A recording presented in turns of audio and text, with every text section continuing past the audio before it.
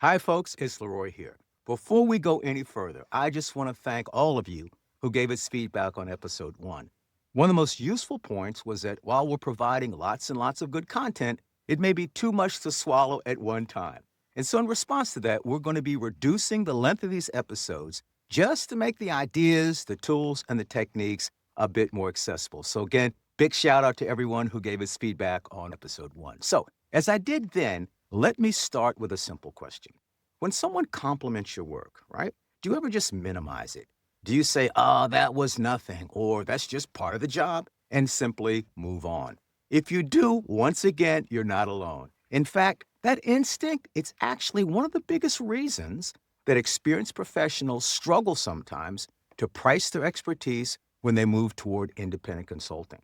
Your most valuable skills often feel too obvious to actually sell. Today, I want to help you understand why that happens and, importantly, how to see your expertise more clearly without exaggeration and certainly without hype. We're going to address number one, how being familiar with a task or skill makes mastery feel like something very, very ordinary. Secondly, we'll address how that value gets absorbed in an organization and never really gets clearly identified in your own mind. And finally, and most importantly, we'll talk very specifically about how to recognize that just because it's easy doesn't mean it's not incredibly valuable.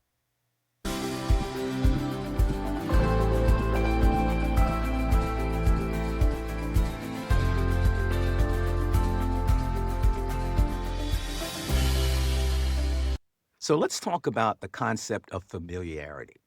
The more experienced you become, the harder it is sometimes to recognize your own expertise.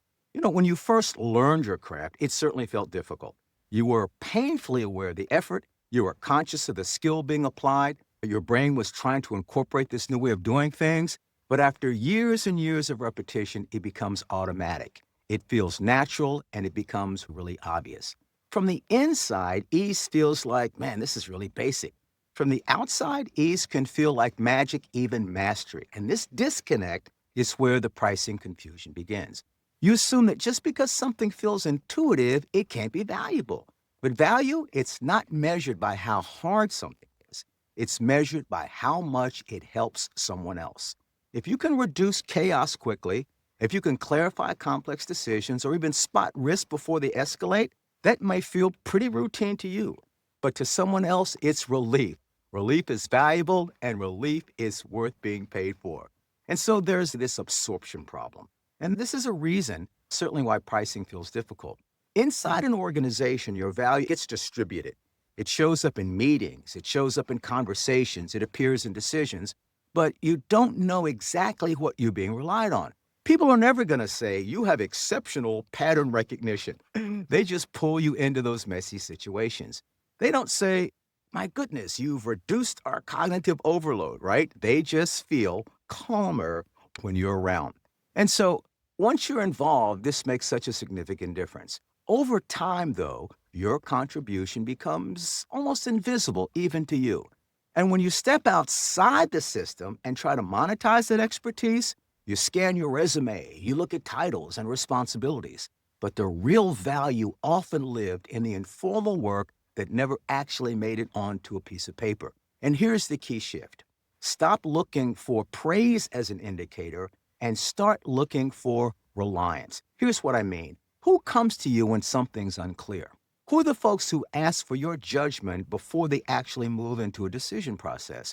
And who trusts you with those high stakes decisions? I really want to talk to you because you're the only person I can trust. Reliance is evidence of repeatable value, and repeatable value is easily something that can become a service. And so appreciate, again, this third and final shift.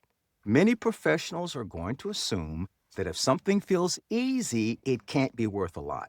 But ease is not the measure of value, the effect is, right? So here's a cute story illustrating this that you might have heard before. Here's how it goes. A critical piece of manufacturing machinery fails. It halts production and is causing massive financial losses. After all the organization's techs are unable to fix it, expert is finally brought in, often described as an old man. The expert carefully inspects the machine, pulls out a small hammer, and hits it once in a precise location. The machine reboots immediately and starts working again. He then turns to the owner and says, that'll be $10,000. Now, the owner, of course, is confused and complains about this $10,000 bill. And he wants a complete breakdown of all the costs involved in the invoice. The expert tells him very simply and very plainly, it's $2 for the tap and $9,998 for knowing the right spot. This lesson makes it clear that the high fee represents decades of experienced and specialized knowledge, not just the physical effort that's been expended. So think about these things. Think about the things that you do that save time, the things that prevent mistakes, the things that reduce risk, the things that help people move more confidently forward. That impact has tremendous economic value, even if it doesn't feel dramatic. Judgment is one of the most monetizable parts of our expertise. And judgment feels a lot like intuition. It ends up feeling like just plain old common sense. But common sense is usually compressed experience. Common sense is the byproduct, again, of all of those tools and skills and expertise that we've acquired. So if you're the person who can consistently turn confusion into clarity, you don't need to reinvent a consulting offer. You simply need to name that result that you already produce, right? So let's bring all of this together. If pricing your expertise feels difficult, it's not at all because you lack value. It's usually simply because your mastery at this point feels normal to you. Your value was absorbed in organizational activities and it wasn't labeled. You're measuring the effort instead of taking a look at the impact. And so here's something practical that you can actually do this week. Pay attention to two very important things. Firstly, where do people rely on you? What activities or skills do they come to you for your expertise? And what do they say after you help them? If someone says, that makes a lot of sense now, or man, I wish we talked earlier, that's not casual feedback. That's evidence. And it's evidence that you've reduced uncertainty. And just like judgment, reducing uncertainty is one of those incredibly valuable services in the market that organizations need desperately and willing to pay for. You don't need to inflate your experience. You don't need to claim how rare you are. You simply need to articulate clearly what problems you consistently solve. So in our next episode, we're going to take this further because, of course, skills by themselves don't create demand. Problems do. And I'll be able to show you how to connect what you know to what people are actively trying to fix in their organizational or individual settings. So for now, start right here. Notice where you create clarity. Notice where you reduce friction. Notice where people rely on your personal judgment based on your experience, knowledge, and the many years you put into this. That's where pricing begins. Not with hype, but pricing begins with clarity. Thanks so much, folks, for joining us. Look forward to seeing you in the next episode.